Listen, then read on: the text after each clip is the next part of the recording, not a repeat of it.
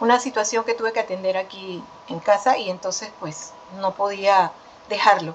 Así que mil disculpas. Bien, nosotros estábamos hablando hace un ratito de que estábamos en el módulo 3, ¿cierto? De que ya nosotros la vez pasada habíamos trabajado ese módulo. ¿Estamos todos claros en esa parte? Sí, profe. Sí, profesora.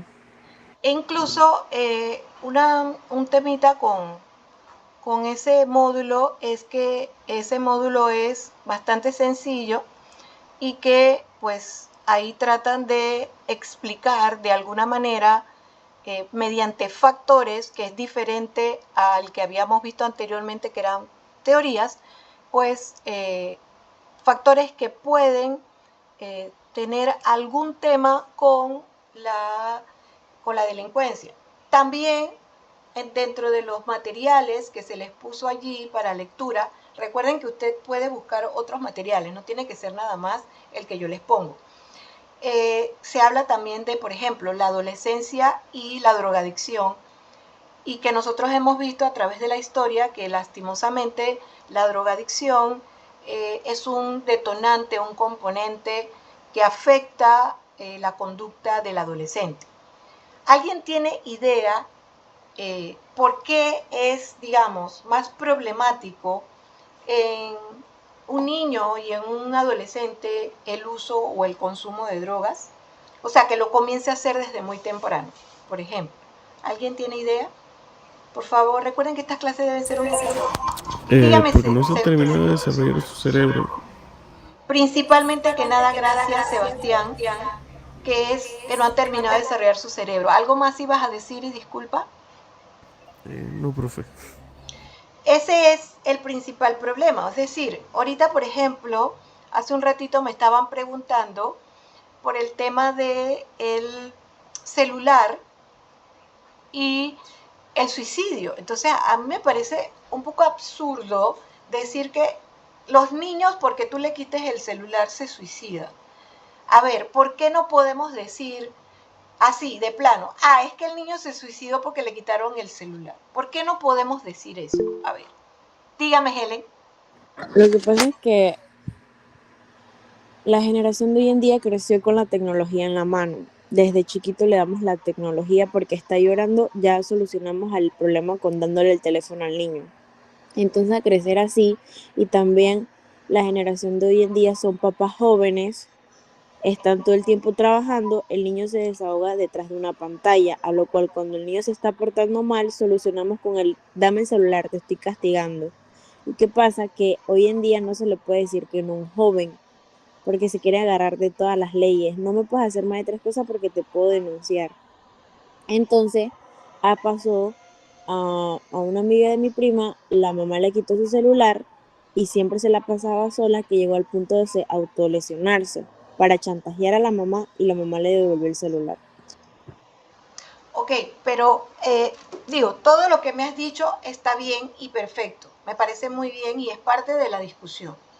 Mi pregunta iba relacionada con que nosotros no podemos decir que un elemento es el causante de el suicidio. Es decir, le quité el celular, ya él se suicidó porque le quité el celular. Pero tú tienes razón en algo, Helen, ya te doy la palabra, Adriana. Tú tienes la razón, Helen, en la parte que comenzaste a decir. Realmente el factor más problemático es haberlo acostumbrado a que él no tiene espacios para otra cosa que no sea para el celular. O sea, la tecnología siempre ha estado con la humanidad. Siempre. Eso no es nuevo. Que ahora haya más tecnología o más device, artefactos para uso es muy diferente a que quizás en mi época, con los 60 años que tengo, había menos aparatos, pero había tecnología. La tecnología siempre ha estado. Por ejemplo, yo les doy un ejemplo que a lo mejor ustedes ni siquiera han visto. En mi época se hablaba de que el estar mucho tiempo viendo televisión también era un problema, porque era la televisión lo que había en esa época. Y antes de la televisión era la radio, porque las personas se sentaban en su sala con un radio, a toda la familia a escuchar la radio, porque esa era la tecnología que había. Es decir, nosotros no podemos darle a un elemento el factor determinante de la causa, es un detonante. La gotita que derrama el vaso, es decir, a quitarle el celular al niño es una gotita que derrama el vaso, pero no es la causa de que se suicide. El problema viene de lo que principalmente dijo Helen, el haberse acostumbrado y el que no haya habido. Helen dijo algo muy importante, dijo, reemplaza mi atención. Y si un niño no recibe cariño, afecto, amor, atención, sino un celular, ¿qué le estoy haciendo? Estoy haciendo un daño mayor, porque nuestro cerebro biopsicosocial, que somos los humanos, necesitamos el afecto, la atención. Entonces ese niño no es que por el celular, ese niño es porque no tiene afecto. Entonces, reemplaza todo lo que él es en estar metido dentro del celular. Ese es todo. Y claro, quitárselo ya le quita todo lo único que en realidad él tiene para entretenerse o para ver o para estar. Porque además, para colmo de males, todo lo que hay dentro del celular es tan llamativo, tan atractivo, así sea malo, así sea contenido malo, lo mantiene ahí. Entonces, lo que quiero que quede claro es que no es un factor. No es un factor, igual como este módulo 3, no es un factor solo de por sí el que puede causar una situación o, en este caso, el suicidio que puse el ejemplo. Es para que quede claro. Son varias cosas juntas con este cerebro nuestro que necesita muchas cosas para poder adaptarse. Y realmente es el problema, la adaptación. Por ejemplo, las personas como yo, de cierta edad, nosotros estamos acostumbrados a estar sin tecnología de hoy en día y con tecnología. Estamos más capacitados para adaptarnos al mundo porque nosotros podemos estar con y sin el celular. A pesar de que ya lo usamos como una oficina, como un lugar para mantenernos conectados, etcétera, también lo podemos soltar.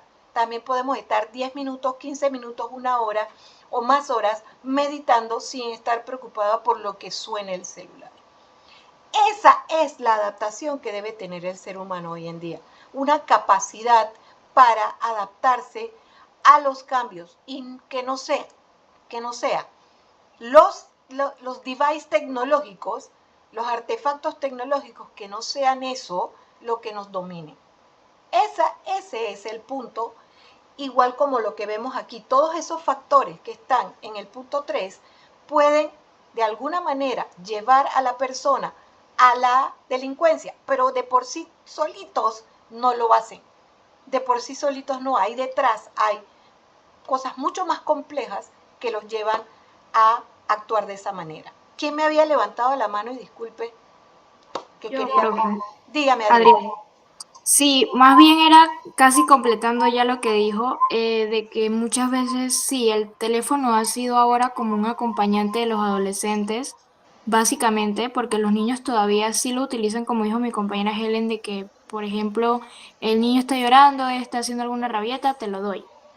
Entonces sí es una herramienta que facilita, pero no creo que sea la manera como correcta porque básicamente el niño se acostumbra a que su compañero es el teléfono y no un familiar o una persona ya humana, por decirlo así. Entonces muchas veces también, como estamos tan acostumbrados a que la sociedad ahora se sumerja ahí, no lo vemos como algún problema. Entonces digamos que el niño pasa mucho tiempo en su cuarto o pasa en el teléfono, se excusa con decir, no, es que él se la pasa en su teléfono y listo, pero realmente no se da como esa convivencia y esa pregunta de que de repente si al niño le está pasando algo, de repente si cómo le va bien en la escuela, o sea, no hay como esa interacción, sino que se ha reemplazado y por lo tanto el niño puede sentir cierto desplazamiento dentro de también la dinámica familiar, que lo he visto mucho. Y entonces el niño básicamente utiliza es el teléfono porque ahí es donde encuentra amigos, encuentra atención, encuentra entretenimiento, encuentra quizás todas las cosas que no recibe en la dinámica familiar. Muchas gracias, Adriana, por poner este tema, porque sí, en el teléfono encuentra todo eso que estás comentando, pero eso lo satisface. eso lo ayuda, eso le da un proceso de desarrollo cognitivo a través psicosexual, cognitivo, de relaciones humanas, ¿le sirve? A ver, ¿alguien más que pueda responder? O Adriana, si quieres. No sirve de nada. No.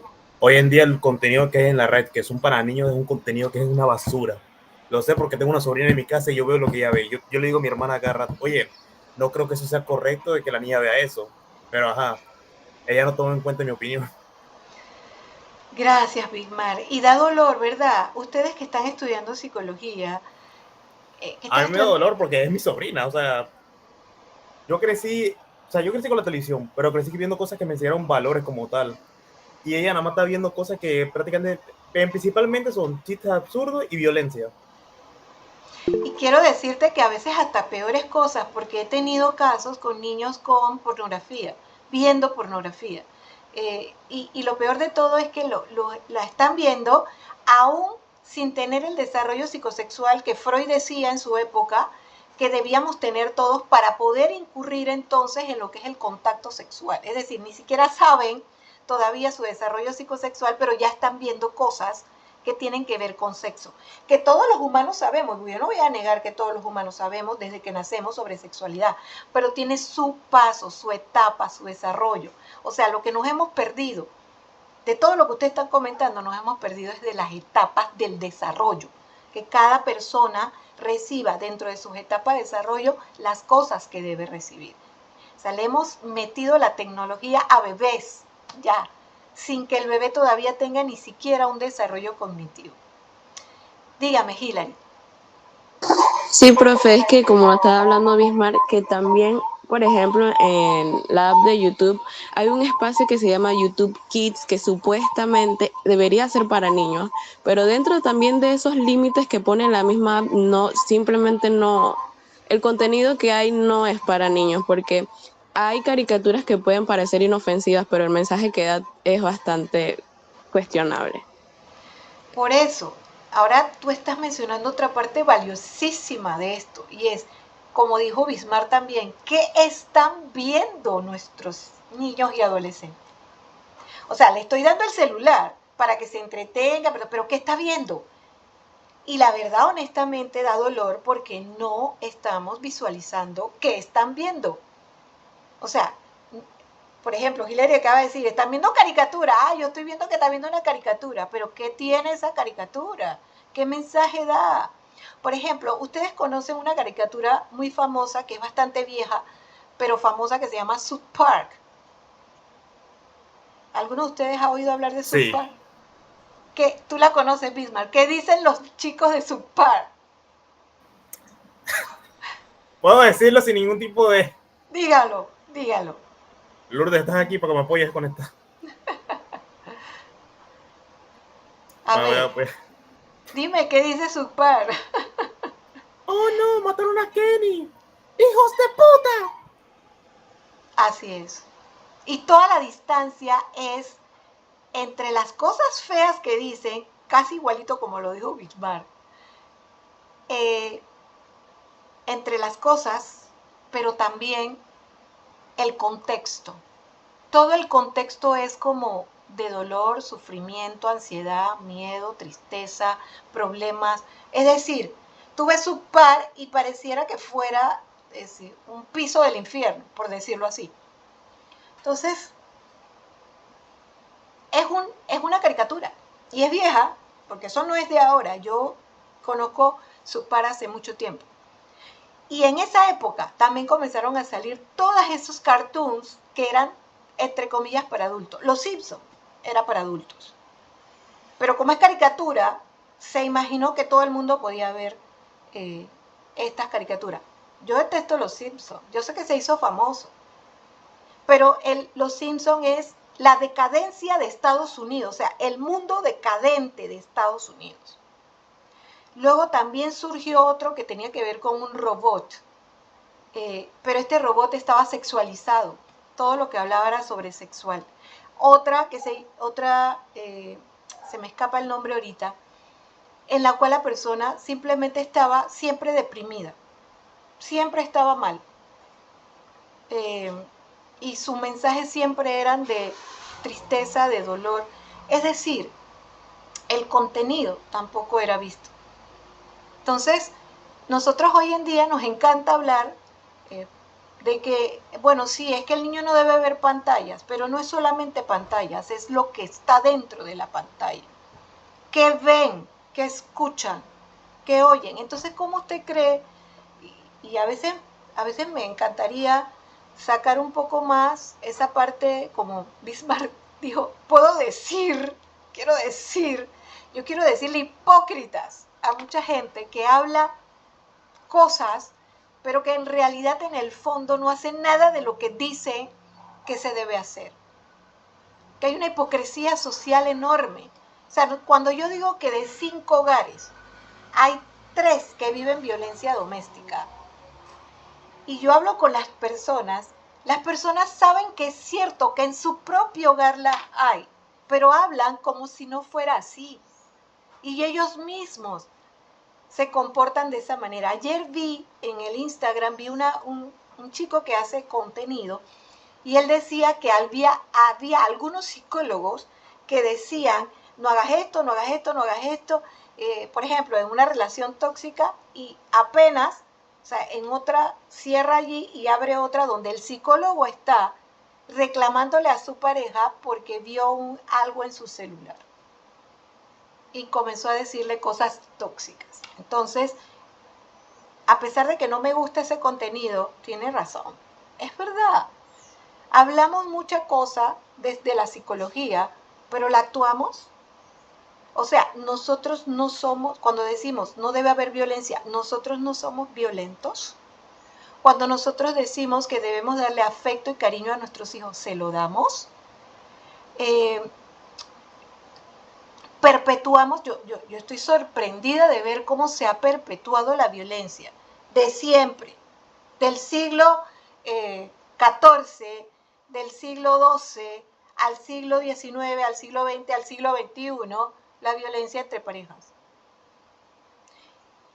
Ay, no, es que nosotros nos queremos, pero de vez en cuando nos empujamos, nos gritamos y nos decimos idiota, estúpido, etc. Y se normaliza como que, bueno, eso es normal dentro de una relación de pareja. Que no lo es, que no, que la persona con la cual nosotros tenemos un vínculo afectivo, entre comillas, llamado amor, nosotros no nos insultamos, no nos faltamos el respeto porque nos amamos.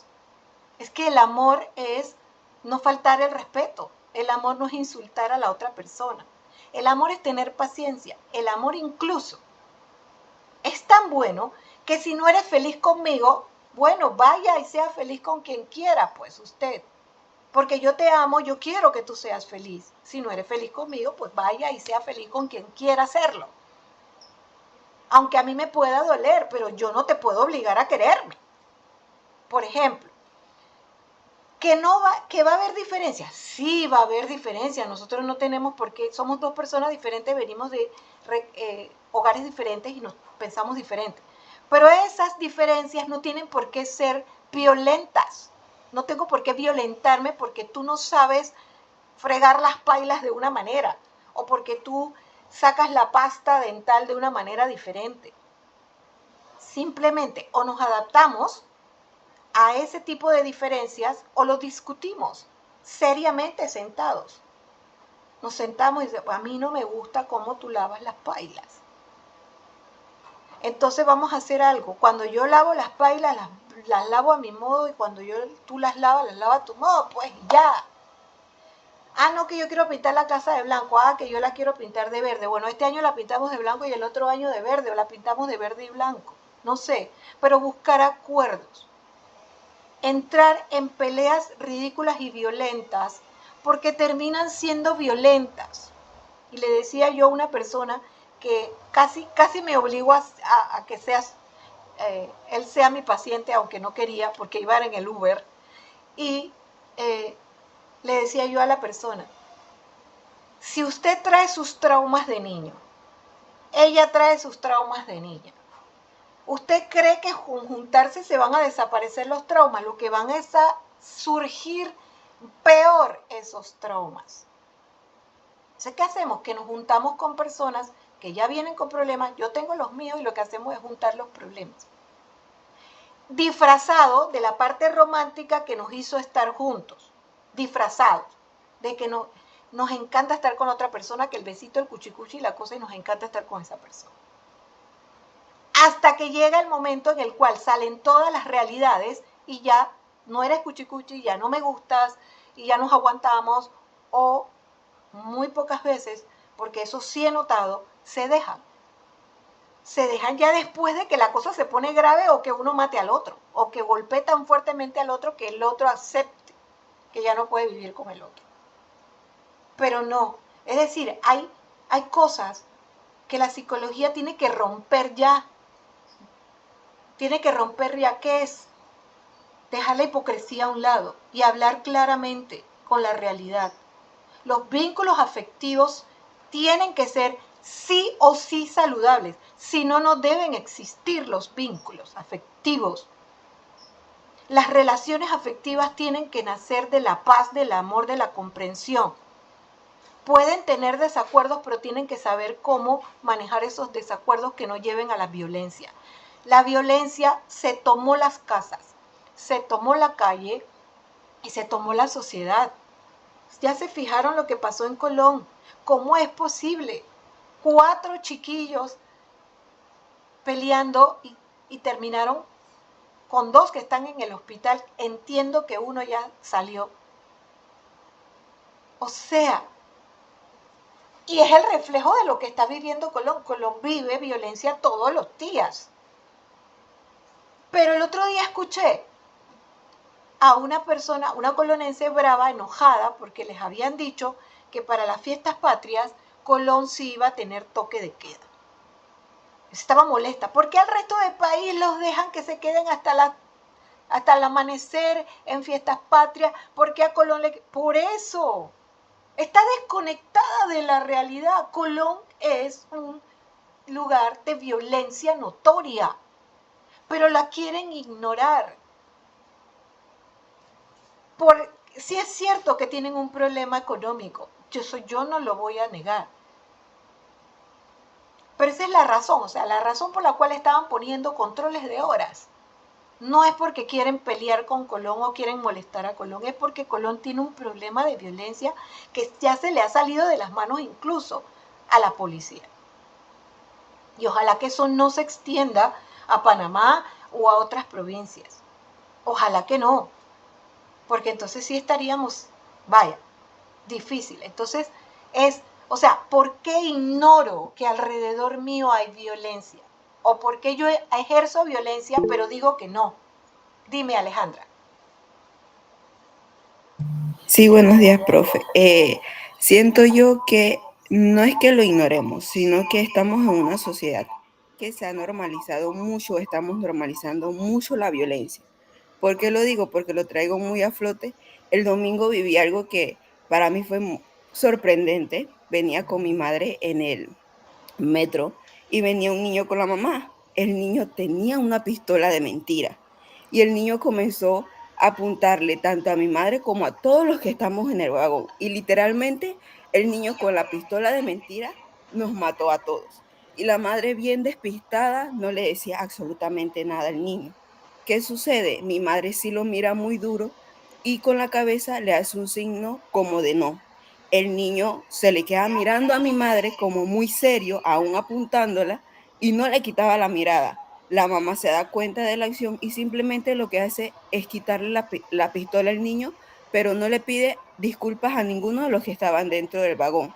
O sea, yo después analizo y le digo a mi mamá, tú sabiendo cómo está la sociedad, ¿cómo le vas a comprar un juguete a tu niño de pistola? O sea, ¿qué tú les estás enseñando o qué tú estás manifestando para tu hijo?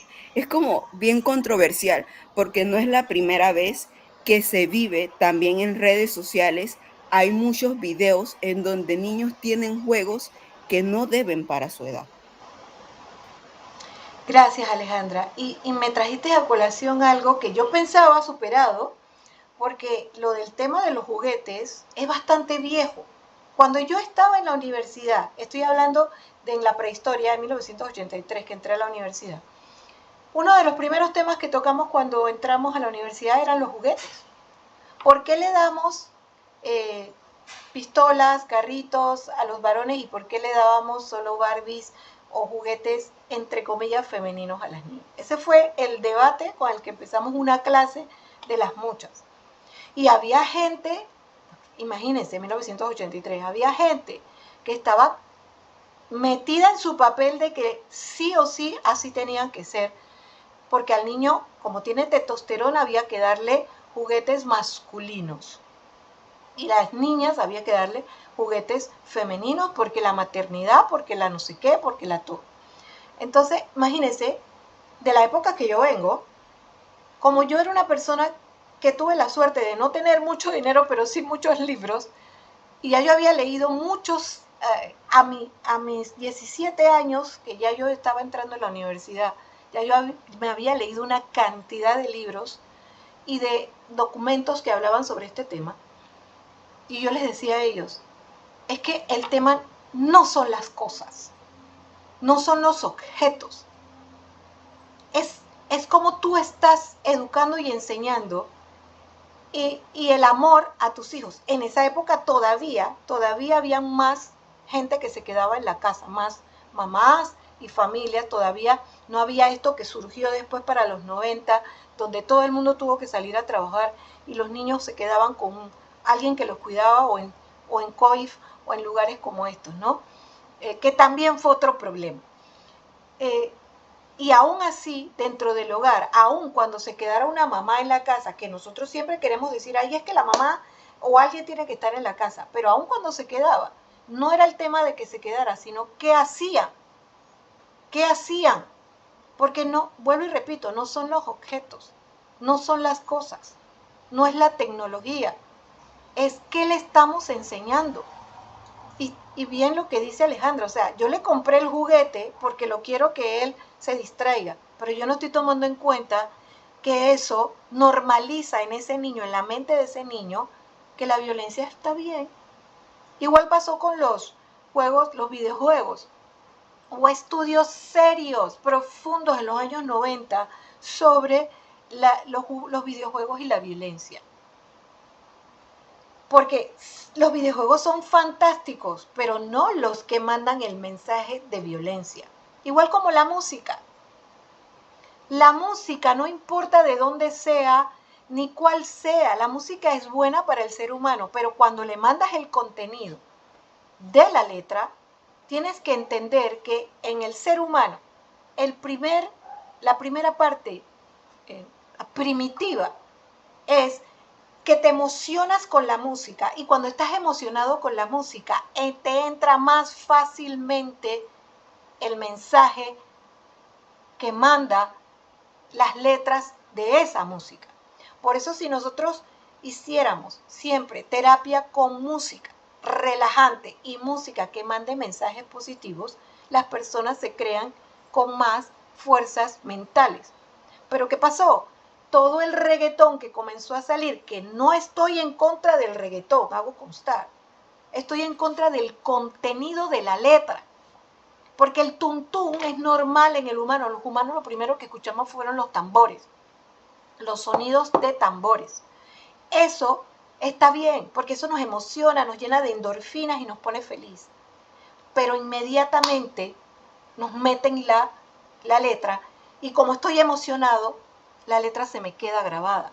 Entonces se me queda grabado la violencia, se me queda grabado la parte sexual porque el reggaetón comenzó a trabajar con el mensaje sexual. Te hago, te superhago, te doy, etcétera, y también que incluso denigra la figura femenina como un vil objeto con el cual puedo hacer lo que me da la gana. Pero no crean que solamente es la femenina, porque es que los demás hipócritamente aceptamos que ese papel del macho también tiene que ser ese, y él también se está denigrando, porque él como hombre, lo menos que puede hacer un hombre es denigrar a una mujer.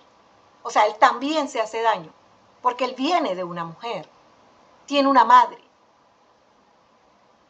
Ahorita, viendo las redes también, porque ahora mismo se acaba de aprobar. Es increíble que en este país pasen estas cosas que les voy a decir. Aquí ya se había hecho una ley para que apareciera la lista de ofensores sexuales. Esa ley es vieja, pero nunca se puso la lista. Hubo que hacer una ley nueva que la hizo la diputada Paulette Thomas. Insistió, dio vueltas y dio vueltas hasta que logró que ahora sí sea pública esa lista. Que esa lista esté en una app donde yo pueda consultar para saber si yo tengo un vecino pedófilo y me pueda proteger yo y mis hijos. Pero ya la ley estaba, pero no les dio la gana de activar la lista. Tuvo que hacerse una. Entonces, en esta activación ahora que hay para que aparezcan, hay un tema de ocultamiento, un tema de no afrontar, un tema de hipocresía social. Yo le llamo así, es hipocresía social, porque nosotros sí sabemos el daño psicológico profundo que hace el no atender a nuestros hijos, el no darle amor, y el que este tipo de situaciones pasen en nuestro país. Sin embargo, preferimos estar como por allá, digamos, en la estratosfera, hablando de, por un lado, hablando de la felicidad y hablando de cómo se pueden hacer las cosas, pero el país se está cayendo a pedazos, en corrupción. Y ojo, no son solamente los políticos los corruptos. Hay una corrupción en casi todas las personas, porque casi todos queremos que a nosotros nos vaya bien, queremos estar primero en la fila. Y también hay otro problema.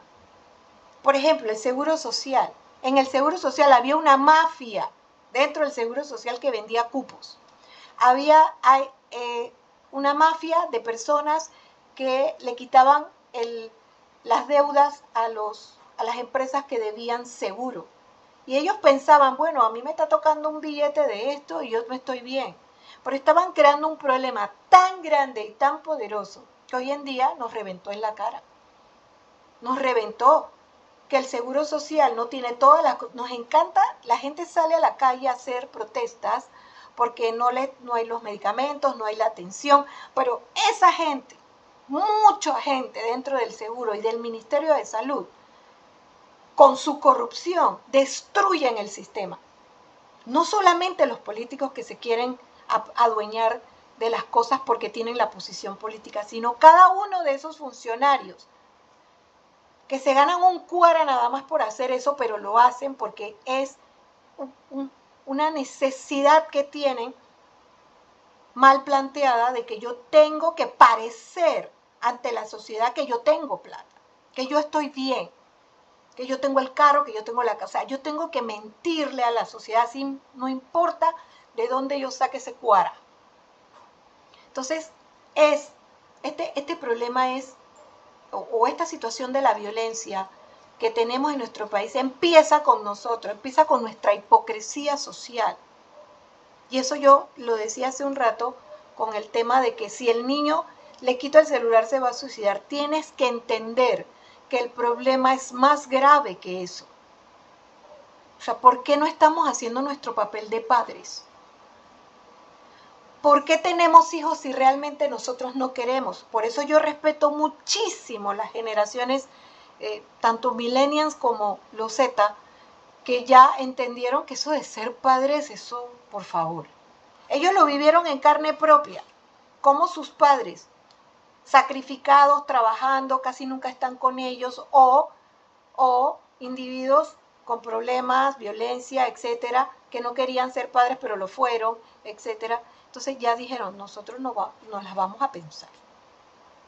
Por eso ahora el país está bajando en nacimientos, porque ahora mucha gente se planteó, espérate, yo no sé si yo puedo ser papá.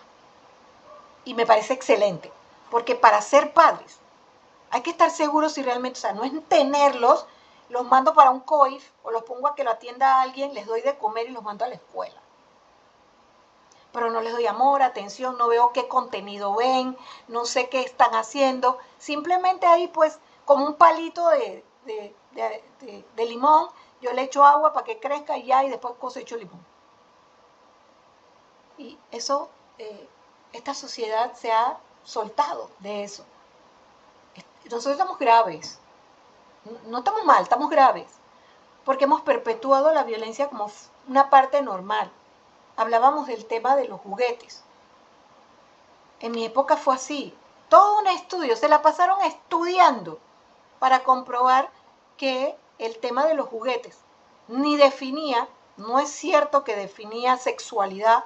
La sexualidad venía contigo y así jugaras con Barbies o jugaras con carritos, si tú eras homosexual, bisexual, transexual, lo que fuera, seguía haciéndolo. El juguete no tenía que ver, pero no se metieron en el tema de la violencia. ¿Qué promueve el juguete? ¿Para dónde va? Dígame, Andrea. Sí, profe, yo digo que, ajá, como usted estaba explicando, el juguete no depende tanto de eso, sino es más como también el contexto social donde uno se desarrolla, pues, porque, por ejemplo, hay familias donde se fomenta mucho lo que es la violencia. Entonces, si tú te crías en un lugar donde ocurrentemente sucede eso de la violencia, ya sea intrafamiliar, o tienes algún familiar que, pues, digamos, tenga la mala costumbre de realizar actos con armas y así, pues obviamente el niño lo que va a desarrollar es una conducta aprendida. Y entonces también puede haber en la genética una predisposición a rasgos antisociales. Entonces, eso es como, o sea, es algo que es como multifactorial, porque no depende tanto de los juguetes que tú le compres, sino es más de el contexto, diría yo. Y también si tú estás en, por ejemplo, vives en áreas que, digamos, se acostumbran más a eso, o sea, de que hay pandillas, bandas, y que de poco a poco, por ejemplo, cuando el niño va creciendo, en el contexto, por ejemplo, de la adolescencia, se va metiendo en esos grupos, pues obviamente lo único que ha estado rodeado es de violencia, entonces hay una alta probabilidad de que esa persona a la final termine realizando lo que vendría siendo una conducta delincuencial. Entonces, y más si estás en un hogar que pues no hay límites, o sea, realmente hay personas que no se ocupan del niño, sino que realmente simplemente lo dejan ser. Entonces, a la final, todos esos son factores desencadenantes y bastante la genética. Entonces, yo digo que las personas deberían de ser como más conscientes a la hora de tener hijos, o sea, pensárselo bien y decir, ¿de verdad quiero ser mamá? ¿De verdad quiero ser papá? ¿O solamente voy a tener hijos porque sí, pues? Y también educarse en lo que vendría siendo los métodos anticonceptivos, pues porque esa es otra. Yo he visto que muchas veces hay en ciertos contextos sociales de que las personas no saben ni siquiera qué es un método anticonceptivo, o sea, un método, por ejemplo, muy común de barrera, o sea, preservativo, cosa que a mí me preocupa, porque a mí desde que yo estaba en la escuela, a nosotros nos dieron charlas y todo eso, y se enfocaron en educarnos en ese tema, y también de lo que es el embarazo adolescente y así. Yo sé que no en todas las escuelas hay como ese tipo de educación. Yo, por ejemplo, vengo de escuela privada, pero yo digo que independientemente debería ser la misma educación sin importar lo que vendría siendo el factor económico. Me parece que es algo que es muy negligente, simplemente por los extractos sociales. Y a la final eso vuelve deficiente también la educación. Entonces, realmente son muchos factores a ver y algo que usted me gusta que comenta es la importancia de verdad uno mismo como hacerse esa introspección, o sea, las personas en general, de si quieren tener hijos o no, porque yo, por ejemplo, yo soy una persona que yo soy muy consciente de eso, o sea, yo no me crié en una mala área ni nada, pero soy una persona que yo siempre tengo eso en cuenta, pues si realmente quiero tener hijos o no, porque a la final eso es una responsabilidad, porque es una persona más que tú vas a educar y vas a cuidar. No es alguien que tú tienes ahí, o sea, como un títere, un muñequito y ya lo dejas ahí. Le das comida y ya. O sea, no. Es alguien que tú debes de criar y que debes de criar para un bien. Me encantó que hablaras sobre el tema porque es biopsicosocial, o sea, tú acabas de decir que todo está dentro de ese contexto biopsicosocial. O sea, nosotros tenemos un bio que puedes tener predisposición a cosas negativas como también a positivas, y va a depender del ambiente si se desarrollan o no. Como por ejemplo la diabetes, que es física, es una enfermedad que probablemente si tú consumes una dieta saludable, probablemente nunca desarrolles la diabetes. Asimismo pasa, como bien Andrea lo dice, si un niño viene ya con predisposición violenta, que básicamente todos la tenemos, pero quizás algunos más que otros, y se cría en un ambiente violento, por ejemplo, el ejemplo del niño con la pistola, si ya él de por sí viene con ese aspecto, porque probablemente sí lo tenga, y además el ambiente contribuye a que él refuerce esa parte violenta de él, pues definitivamente tenemos una conjunción de cosas que pueden terminar mal. Como también puede ser que no vengas con esa predisposición, pero el ambiente es tan hostil, como por ejemplo sucede en las favelas en Brasil, donde lo normal es que haya violencia. Sin embargo, es interesante que los estudios demuestran, y los brasileños lo han hecho, que no toda la gente que está dentro de las favelas termina siendo criminal o delincuente. Son muchos factores, o sea, es multifactorial, como bien lo apunta Andrea, es multifactorial, no es una cosa, pero pareciera que fuera también muy normal dentro de la humanidad que nosotros le atribuimos a alguna cosa un efecto. Que si le quito el celular al niño le causa suicidio. No es eso, no es un efecto, no es una cosa, es un conjunto de cosas multifactoriales que pueden llevar a una persona al suicidio. El suicidio no es algo que ocurre simplemente porque yo un día amanecí y me quiero suicidar. Eso tiene un proceso. Si bien es cierto que también puede ser químico, porque sí existe una depresión endógena que es química. Endógena significa que está dentro de mí, que hay aspectos bioquímicos que yo no controlo, que me hacen sentir deprimido todo el tiempo. Ese es muy distinto, porque ese sí existe, que es muy físico, químico. Sin embargo, hasta esos químicos, si la persona está en contextos de amor, de afecto, de atención, de cariño, quizás lo más probable es que sea una persona triste, pero que nunca llegue a suicidarse, salvo que se desbalancee demasiado su piso. Pero imagínate una persona que ya viene con esa predisposición de bajones, de sus neurotransmisores, especialmente los que tienen que ver con las endorfinas, baja en las endorfinas, y además vive en un ambiente depresivo, hostil. Eso es un cóctel para los problemas. Es decir, que siempre está el amor. Le decía yo a la persona con la que estaba hablando, o sea, pero es que todavía no acabamos de entender qué es el amor. Es el amor, es el cariño, es el afecto, es el abrazo, es el decirte que te quiero, que me importas, que a mí me interesa, que qué bueno que tú naciste, que tú eres mi hijo, qué bueno, me haces feliz. Yo te hago feliz. Saber si el niño realmente yo lo hago feliz o se siente bien conmigo. Es decir, dejar la hipocresía social y encargarme de esos aspectos. ¿Quién me levantó la mano? Perdón. Yo, profe. Dígame, Helen. Profe, pero eso es un patrón de dar amor, porque si tú creciste en un hogar donde tus papás no te daban amor, ¿cómo tú le vas a presentar o darle a tu hijo amor?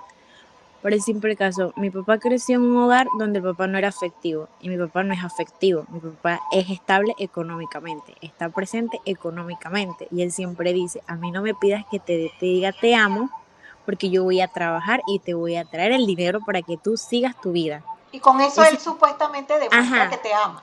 Ajá, exacto. En cambio, mi mamá es la persona que te dice, no mami, ven, te abrazo, ven, te doy amor, te sientes mal. Entonces es un patrón, porque creció en un hogar así. ¿Quién era la que daba el amor? La mamá. ¿Quién era el que iba a dar el dinero? El papá. Y crecer así es algo como que va de generación en generación, porque así fue mi abuelo. Mi abuelo tampoco era de dar amor, porque su papá no era de dar amor. Entonces se le hace difícil demostrarlo. Entonces es como que, ¿cómo le vas a pedir a tu hijo que sea cariñoso contigo si no lo eres con él? Es un patrón, ¿no? es un patrón. Y tú tienes mucha suerte de que tu mamá sea afectiva, porque eso cambia todo inmediatamente. De hecho, tu papá está con tu mamá por la parte esa de que ella es la afectiva. Eso, ellos se complementan. Ahí por lo menos siquiera hay un balance.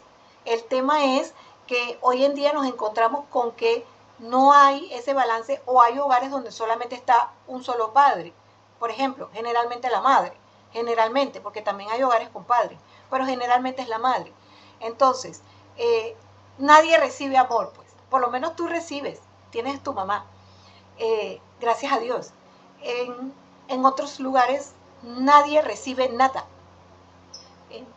Viven solo con la mamá y la mamá está frustrada y no da afecto. O viven con el papá y es lo mismo. Y así sucesivamente. Entonces, es el amor. El amor hace la diferencia. El amor lo hace todo. De todas maneras, tu papá de alguna manera siente que él, con darte lo que tú necesitas, es amor. Que no me parece que esté mal, porque se le dificultó aprender a dar afecto. Tú dale besitos y cariñitos aunque él no quiera, porque de todas maneras, yo supongo que sí lo haces, estas personas en el fondo sí los necesitan. Todos los que ustedes vean por ahí, que se hacen los duros y que inclusive sobre todo los varones, son los que más afecto necesitan. Son a los que más hay que darle amor. Por eso, cuando ustedes sean madres, las que quieren ser madres y tengan hijos varones, rellénenlos de amor. Rellénenlo. Eso también era otro de los errores de mi generación, creer que al darle afecto a los varones los estaba niñando. Falso de toda falsedad. Ya les digo, el que es homosexual, no lo va a cambiar así le pegues o así le des amor. Pero el amor hace la diferencia, porque un hombre afectivo es un hombre saludable, un hombre que da amor y recibe amor. Es decir, puede abrazar, puede ser abrazado, da afecto, da cariño, es una persona estable emocionalmente y le va mucho mejor en la vida. Entonces, cuando ustedes tengan hijos, claro, a las niñas también, yo no estoy diciendo que no le den amor, pero estoy hablando de que a los varones, porque es lo que decía Helen sobre el patrón. Eso que haya aprendido su papá, que lo aprendió de su abuelo, que su abuelo lo aprendió de su bisabuelo y de su tatarabuelo, es un aprendizaje. Pero eso no significa que eso es lo que tú eres. Al contrario, el ser humano es biopsicosocial, como acabamos de decir. Él no es una cosa. Él no se explica nada más por lo social. Si bien es cierto, socialmente se le enseñaron a esos hombres a ser así duros, todavía faltan los otros aspectos. Biológicamente no eres duro. Nosotros estamos diseñados con afecto. Así venimos. Y el aspecto psicológico, entonces, biopsico, ahí la parte psico, también se quedan esas necesidades guardadas adentro, esa necesidad de amor, de dar amor, se quedan adentro o de recibirlas. Y a la larga pueden causar problemas, causan problemas, de hecho los causan. Entonces, sí, el ser humano es biopsicosocial, es amoroso, sí lo es, aunque quieran quitarlo de encima, aunque quieran decir que porque la testosterona es fuerte, pero los hombres no solo tienen testosterona, es la hormona que más los domina, pero no solo tienen esa, también tienen estrógenos, que son femeninos. Nosotras también tenemos testosterona en menor cantidad, es decir, que biológicamente todos tenemos de todo, para que entonces trabajemos en nuestros círculos sociales con el amor, el afecto, la atención, el cariño, para que se desarrollen psiquis sanas, y psiquis sanas traen mejores seres humanos. De hecho, ustedes podrían decir, en su mayoría los que están aquí, que tienen bastante la psiquis sana y que por esa razón están estudiando psicología. Puede que tengan problemas, yo acepto. Yo no voy a decir que no o que no hayan tenido situaciones, pero en gran parte la psiquis de ustedes está bastante sana, que les ha permitido estudiar o querer estudiar psicología. Agárrense de eso. Psicología del bienestar, la psicología de Martin Seligman, que demuestra que todo lo que nosotros debemos trabajar es lo bueno de nosotros, lo que ya tenemos positivo, que por cierto sí lo tenemos, no estoy negando que también está lo negativo, pero no reforcemos eso. Reforcemos que nosotros somos inteligentes, capaces y extraordinarios, que somos buenos, que somos saludables, que somos cariñosos y afectivos. Desarrollemos esa parte. Es verdad que el mundo es complicado, no voy a negarlo, pero siempre sale ganando la persona que se adapta, que tiene la capacidad de adaptarse. Y resulta que el que se adapta casi siempre es el que recibió afecto, que tiene esa maleabilidad, esa capacidad para ajustarse a los cambios del mundo. O sea, que en realidad lo que tenemos es que adaptarnos al mundo. Vivir con y sin tecnología, vivir con redes o sin redes, vivir sin teléfono y con teléfono. Vivir, aprovechar la vida, que estoy vivo, que tengo un periodo de tiempo. Nadie sabe cuánto, pero es un periodo de tiempo. Algunos vivirán 70, otros vivirán 80, algunos llegarán a los 100. Pero seamos realmente honestos.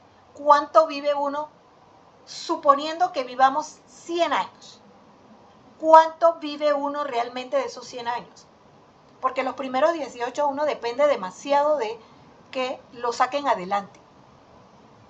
Si es que a los 18 comienza uno a ser un poco más independiente, porque hay gente que no, que sigue siendo independiente, ser un poco más independiente. De los 18, probablemente hasta los 70. Esa es la edad en la cual uno es dueño de su vida. Hace con ella, uno disfruta esos años. Más nada, porque después de los 70 hasta los 100 comienza uno a depender nuevamente. Porque ya hay bajones por la vejez, ya hay bajones en los cuales uno, esto es en general, porque hay personas que han logrado a los 90 años todavía ser fuertes, pero en realidad la mayoría necesita que los acompañen al médico, que estén pendientes si no se han caído en su casa, si viven solos, etc. Es decir, que la vida realmente es entre 18 y 70 años. ¿Y cuántos años son esos? ¿50, 55, 60?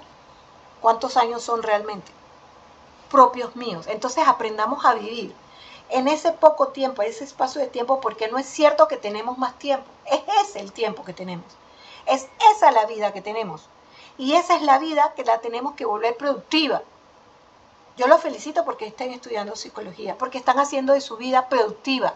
Están haciendo una carrera que importa, que le importa a la humanidad, que estudia la humanidad, que estudia los fenómenos humanos y que busca, porque lo que sí realmente busca la psicología es ayudar a los seres humanos a ser mejores seres humanos. Es una carrera espectacular porque trabaja para eso, para el bienestar humano.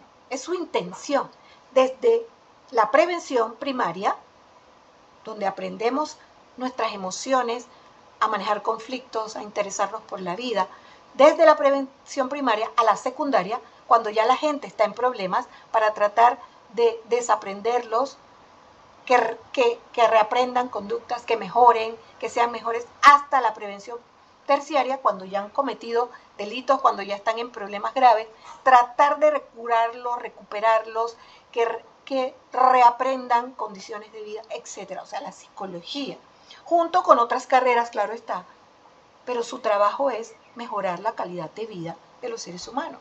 Así que es una carrera que tiene un propósito.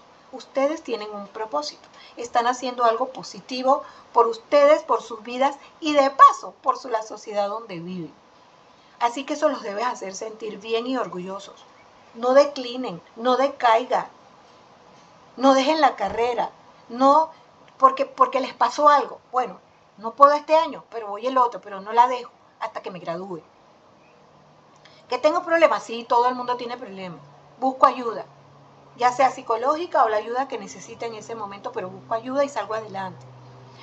De eso se trata, o sea, porque lo último que debe hacer alguno de ustedes es entrar en el terreno de la delincuencia.